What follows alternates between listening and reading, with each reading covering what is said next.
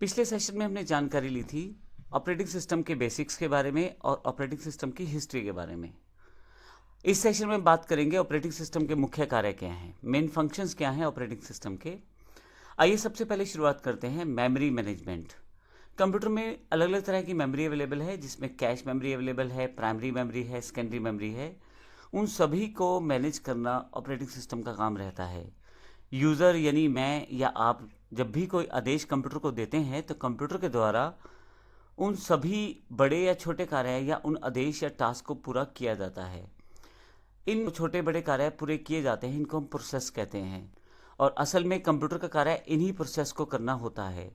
जब ये कार्य पूरा होता है यानी कि प्रोसेस पूरी होती है तो कंप्यूटर को दिया गया टास्क कंप्लीट हो जाता है। अब यूज़र द्वारा दिए गए इन कार्यों को पूरा करने के लिए ऑपरेटिंग सिस्टम को इन सभी प्रोसेसेस को एग्जीक्यूट करना पड़ता है। यानी कि जो हमने आदेश दिए कंप्यूटर को, वो असल में कुछ प्रोसेसेस के रूप में कंप्यूटर में बन गए, यानी कि कंप्यूटर को वो प्रोसेस के रूप में करने हैं। अब ऑपरेटिंग सिस्टम इन सभी प्रोसेस को जब एग्जीक्यूट करना चाहता है तो उसको मेमोरी चाहिए। उन प्रोसेस को रखने के लिए क्या कार्य हुआ, क्या कार्य नहीं हुआ, इन सब के लिए मेमोरी चाहिए होती है ऑपरेटिंग सिस्टम को। तो अब यहाँ से उन सभी प्रोसेसेस को मेमोरी प्रोवाइड करवाना, ये मेमोरी मैनेजमेंट कहलाता है।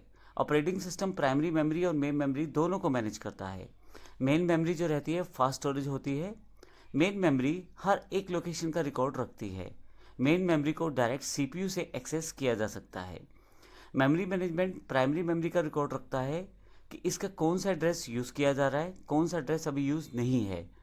मल्टी प्रोग्रामिंग में यह भी ध्यान रखा जाता है कि किस प्रोसेस को कब और कितनी मेमोरी मिलेगी। यह ऑपरेटिंग सिस्टम खुद ही डिसाइड कर लेता है, इसमें यूज़र का कोई भी रोल नहीं रहता है।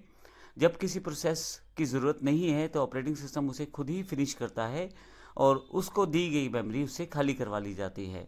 और अगर किसी दूसरी प्रोसेस को उस मेमोरी की ज़रूरत है तो वो मेमोरी जो खाली की गई है वो दूसरी प्रोसेस को दे दी जाती है। लेकिन इस पूरे प्रोसेस में कमाल की बात यह है कि मेमोरी मैनेजमेंट करते समय यूज़र को इस तरह का कोई भी कार्य नहीं करना पड़ता। यूज़र को केवल आदेश देना था कि मुझे कंप्यूटर से काम लेना है। अब कंप्यूटर का काम ये रहता है कि उस आदेश या उस इंस्ट्रक्शन को प्रोसेस में डिवाइड करे और उन प्रोसेस को सीपीयू से या मेमोरी मैनेज करके अपना पूरा काम करवा ले। इस तरह से ऑपरेटिंग सिस्टम का एक मुख्य कार्य रहता है मेमोरी मैनेज करना। ऑपरेटिंग सिस्टम का जो दूसरा मुख्य कार्य है वो डिवाइस मैनेजमेंट है। जैसा कि हमने देखा था कंप्यूटर में बहुत सारी डिवाइसेस जुड़ी रहती हैं, जिसमें इनपुट डिवाइसेस हैं, आउटपुट डिवाइसेस हैं, काफ़ी सारी आप एक्सटर्नल डिवाइसेस लगा सकते हैं और काफ़ी सारी इंटरनल डिवाइसेस भी सीपीयू में जुड़ी रहती हैं, हमारे कंप्यूटर के साथ जुड़ी रहती हैं। ऑपरेटिंग सिस्टम द्वारा इन सभी डिवाइसेस को संबंधित ड्राइवर्स या इनपुट आउटपुट कंट्रोलर के माध्यम से डिवाइस कम्युनिकेशन को मैनेज किया जाता है। अर्थात keyboard, mouse, monitor, scanner, USB port, camera, mic, printer, ये कुछ डिवाइसेस के एग्जांपल है। इन सभी को, हालांकि जितनी भी डिवाइसेस कंप्यूटर के साथ जुड़ी रहती हैं, इन सभी को ऑपरेटिंग सिस्टम जो है एक स्पेशल सॉफ्टवेयर ड्राइवर्स या इनपुट आउटपुट कंट्रोलर इनके द्वारा मैनेज करता है। सभी डिवाइसेस को रिकॉर्ड रखा जाता है, किस प्रोसेस के द्वारा कौन सी इनपुट आउटपुट डिवाइस को कब और कितना प्रयोग किया गया या कितना प्रयोग किया जाएगा, यह ऑपरेटिंग सिस्टम डिसाइड करता है। इनपुट डिवाइस आउटपुट डिवाइस को आपस में कोऑर्डिनेट करवाना, ये भी ऑपरेटिंग सिस्टम का ही काम है। जब एज ए यूज़र जब हम कोई कमांड देते हैं तो ऑपरेटिंग सिस्टम इस कीबोर्ड से इनपुट लेता है और फाइनली उसके ऊपर सीपीयू से प्रोसेस करवाना और एक आउटपुट जनरेट करके आपको कुछ रिजल्ट्स देना, ये सारा काम जो ऑपरेटिंग सिस्टम द्वारा तय कर लिया जाता है डिवाइस मैनेजमेंट के द्वारा। इसके अलावा प्रोसेसिंग मैनेजमेंट है जो एक इम्पोर्टेंट कार्य रहता है ऑपरेटिंग सिस्टम का। अगर हम प्रोसेसिंग मैनेजमेंट की बात करें तो यूज़र द्वारा जो कमांड्स कंप्यूटर को दी जाती हैं, ऑपरेटिंग सिस्टम उन कमांड्स को, उन रनिंग प्रोग्राम की प्रोसेसिंग को मॉनिटर करता है। यह डिसाइड करता है कि किस प्रोसेस में कितना टाइम लगेगा, उस प्रोसेसिंग को कब वापस लिया जाए, ताकि अगर और कोई प्रोसेसिंग है तो उनको टाइम दिया जा सके, जो प्रोसेसिंग चल रही है वो प्रॉपर्ली कंप्लीट हो जाए। इस तरह से पूरा का पूरा प्रोसेस, यानी कि जो टास्क कंप्यूटर को दिए गए हैं यूज़र द्वारा, उन सब को मैनेज करना भी ऑपरेटिंग सिस्टम का काम रहता है। फाइल मैनेजमेंट, यह फाइल सिस्टम से जुड़ा हुआ प्रोसेस रहता है। फाइल सिस्टम में जैसे डायरेक्टरीज बनती हैं यानी कि फोल्डर्स, और या फाइल्स बनती हैं जैसे वर्ड की फ़ाइल है, एक्सेल की फ़ाइल है, इस तरह से हज़ारों टाइप की फ़ाइल आप अपने कंप्यूटर में बना सकते हैं।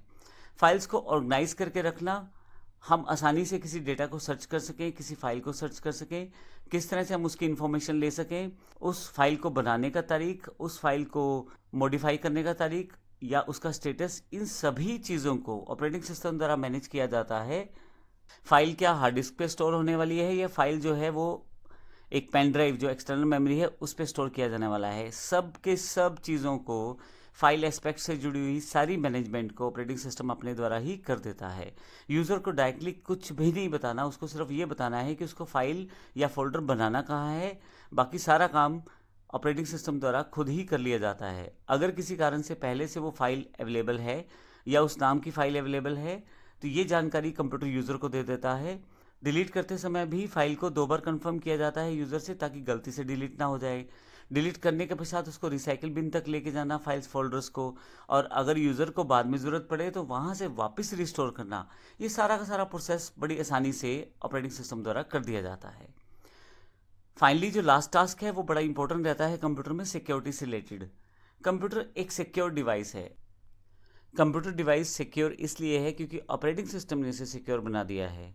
कंप्यूटर सिस्टम में अवेलेबल जितना भी इंफॉर्मेशन डेटा रहता है उसको प्रॉपरली पासवर्ड के थ्रू इवन एनक्रिप्ट करके उसे रखा जा सकता है। यह सब जो है ऑपरेटिंग सिस्टम के द्वारा ही संभव है। डेटा को अनऑथराइज एक्सेस नहीं मिल पाती। हर एक डेटा को एक्सेस करने के लिए अलग अलग लेवल की सिक्योरिटी सेट की जा सकती है, और जितना आप चाहें जिस सिक्योरिटी लेवल को आप इम्प्लीमेंट करते हैं विदाउट ऑपरेटिंग सिस्टम के यह पॉसिबल नहीं होता, और यूज़र का डेटा प्रॉपरली वहाँ पे संभाल के रखा जा सकता है ऑपरेटिंग सिस्टम की सिक्योरिटी मैनेजमेंट के द्वारा। तो इस पूरे सेशन में हमने मेन फंक्शंस देखे हैं ऑपरेटिंग सिस्टम के जो इंपॉर्टेंट रहते हैं, जो कि ऑपरेटिंग सिस्टम के मुख्य कार्य रहते हैं। अगले सेशन से हम बात करेंगे टाइप्स ऑफ ऑपरेटिंग सिस्टम के बारे में। धन्यवाद।